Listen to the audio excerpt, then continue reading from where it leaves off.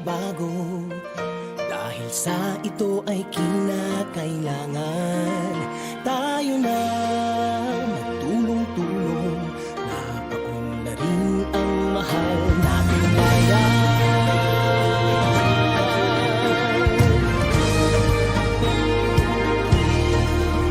Panahon na magbabago at ayos ang mga dapat ayusin. Dapat lang maging tungkulin ng bawat mamamayan dito sa atin. Ng pagbabago patungo sa pag-asenso, magsikap ng mabuti at nang guminhawa tayo.